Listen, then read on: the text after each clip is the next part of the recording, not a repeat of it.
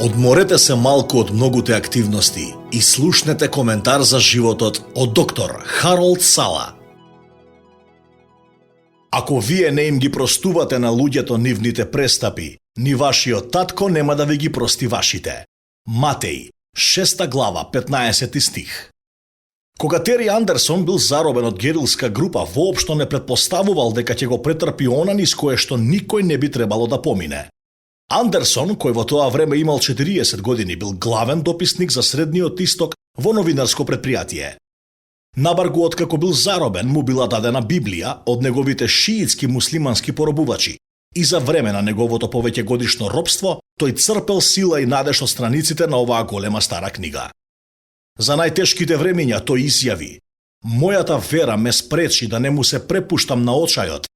Исто така, тој однос со Бог му овозможил да им прости на лицата кои го лишиле од неговата слобода и целиот процес траел повеќе од 6 години.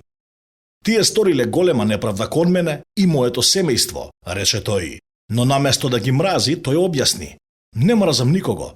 Јас сум христијанин и католик и навистина верувам дека од мене се бара да простам и колку и да е тешко, јас сум решен да го сторам тоа." Тери Андерсон го зел при срце она што Исус го кажал одамна: "Ако вие не им ги простувате на луѓето нивните престапи, ни вашиот татко нема да ви ги прости вашите."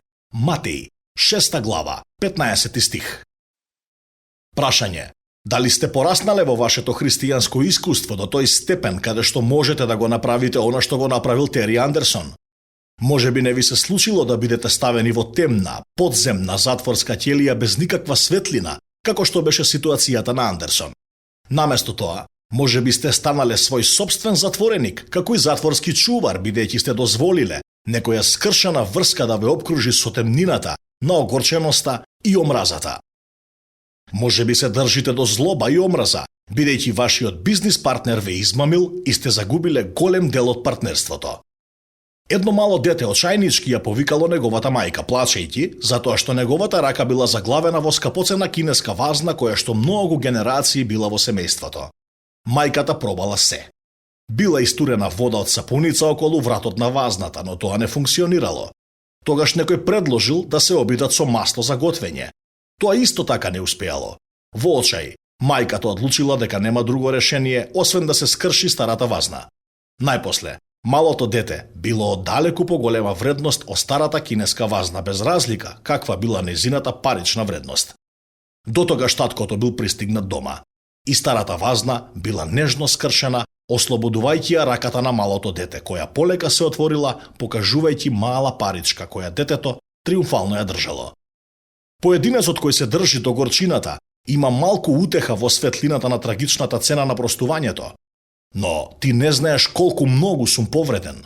Може би си мислиш: точно, јас не знам, но Бог знае. Сетете се, пријатели, дека неговиот син се соочи со неоправдана и сурова смрт и додека бил на крстот тој извикал: "Татко, прости им, затоа што не знаат што прават." Лука, 23 глава, 34 стих. Да се мрази е човечки, да се прости божествено. Кога ќе стигнеш до местото каде што мислиш дека не можеш да простиш, сети се на осамениот лик на галилеецот на крстот и свати дека нема надеж за нас пред Бог, освен ако не научиме да простиме. Павле го нагласил тоа што Исус го кажал за важноста на простувањето и напишал: "Бидете љубезни еден кон друг, чувствителни, проштевајќи си еден на друг, како што и Бог ви прости вам во Христос." Ефесјани, 4 глава, 32 стих. Дали поробувачите на Тери Андерсон некогаш биле изведени пред лицето на правдата, не било главната грижа. Тој се ослободи од товарот. Тој е слободен, нешто што не може да се каже за оние кои биле негови поробувачи. Размисли за тоа.